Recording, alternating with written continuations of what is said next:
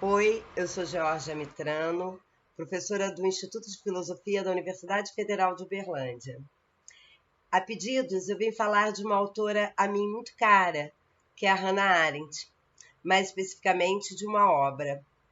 Hannah Arendt para mim é muito especial porque na minha tese de doutorado eu trabalho com a obra de Hannah Arendt, uma pensadora da política contemporânea, dos regimes totalitários, uma pensadora das revoluções, uma pensadora da violência, de conceitos muito importantes como força, poder, violência, ação.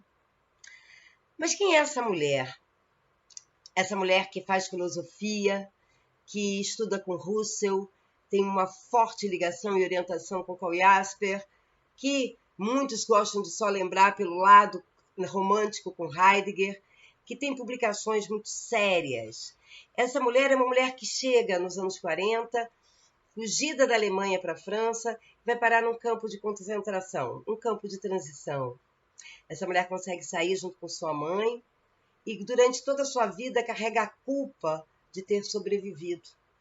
Essa mulher que consegue pensar como filósofa as questões de Eichmann, né?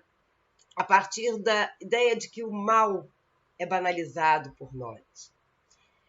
Como a Eichmann em Jerusalém é um livro muito grande, eu pensei em trazer o sobre a violência, ou da violência, on violence. Essa minha tradução é uma tradução de 2001, com um prefácio maravilhoso, um pós-fácio tão maravilhoso quanto, um prefácio de Celso Laffer e um pós-fácio do André Duarte, que trata de relações muito específicas sobre a política, sobre a esfera da ação, sobre aquilo que Hannah Arendt chamava de vitativa, né, como perspectiva filosófica.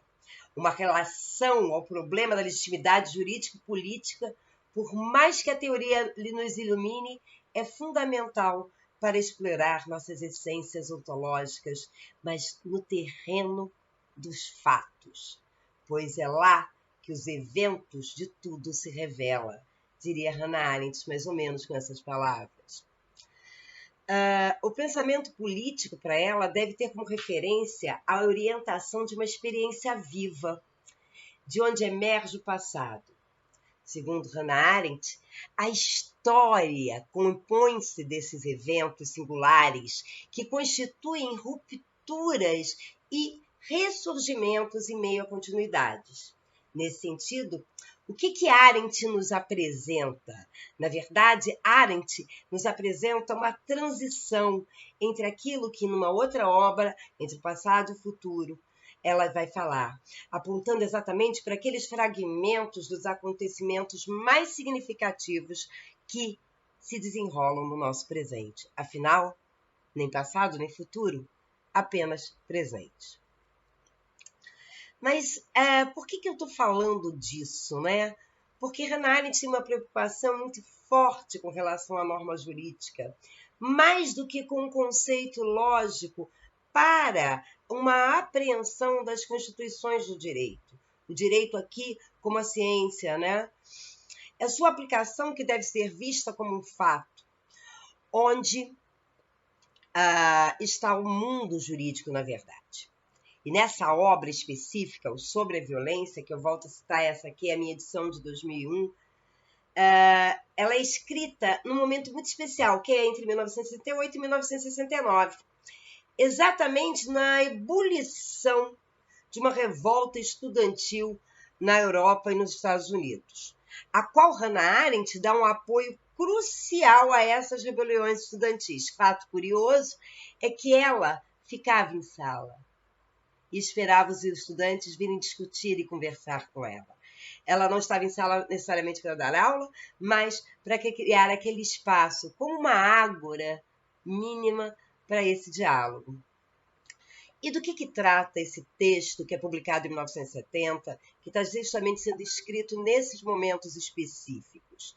Trata de uma investigação acerca da natureza e das causas da violência. Aqui é muito importante para mim frisar que Hannah Arendt faz uma distinção muito séria entre poder e força. Para Hannah Arendt, o poder tem um caráter muito afirmativo, diferentemente da força que vai ter esse caráter violento. Então, ela vai partir da descrição dos acontecimentos políticos que estão imediatos, exatamente diante desses processos das rebeliões dos estudantis, né, nesse momento, 68, de tudo que está acontecendo em torno disso, e, mais ainda, Hannah Arendt, nesse influxo, ela tenta mostrar que a guerra é o sistema social básico, dentro do qual outros tipos de organizações sociais conflitam ou conspiram. Superpopulação, por exemplo, para a autora, redunda em agressividade e violência. Assuntos discutidos, por exemplo, é que a Segunda Guerra Mundial não se seguiu à paz, mas sim à Guerra Fria, e o estabelecimento do complexo militar industrial. Não menos hoje, algumas décadas após o lançamento da obra, que, em pleno século XXI, nessa pandemia que vivemos, nesse momento que nosso país vive, se torna atualíssima, ainda há prioridade do potencial para a luta armada como a principal força de estruturação, infelizmente, da sociedade. Os sistemas econômicos e políticos, filosóficos, as filosofias políticas, melhor dizendo, né, a corpora juris servem e estendem a esse sistema bélico. Para Arendt, a paz é a continuação da guerra por outros meios? Uma pergunta que a gente deveria fazer, mas a gente deixa com Foucault, não é verdade? Na verdade, o que eu quero falar é como a autora analisa, né, a partir de várias leituras, dentre elas Marx, né, algumas questões relativas sobre as classes dominantes, o que nos impele refletir sobre nossa sociedade, sobre esse momento crítico que estamos vivendo, sobre as perspectivas de um futuro pós-pandêmico, que, apesar de podermos cogitar uma vacina num momento tão crucial, nos coloca também ameaçados diante de outros momentos. Essas discussões que a Arendt apresenta, elas não são feitas de maneiras fora de contexto. Elas, na verdade, elas têm um escopo. E é um escopo e uma sequência muito interessante, que é importante, de modo que nós possamos entender as discussões mais cruciais que estão, no caso aqui específico, no capítulo 2 desse livro, né, o sobre a violência, que mais ou menos eu apontei aqui, que é a questão do poder e violência, que para elas são distinções cruciais e que são termos que para Arendt que também são usados de maneira equivocada.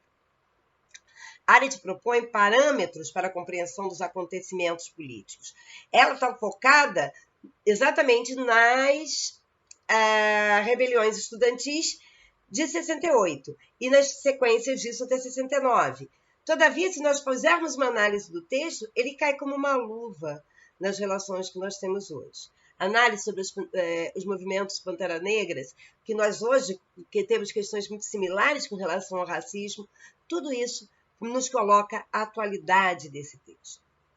Arendt fará uma crítica à ideia comum, ou seja, ao consenso de vários teóricos políticos, de que violência é uma flagrante manifestação de poder.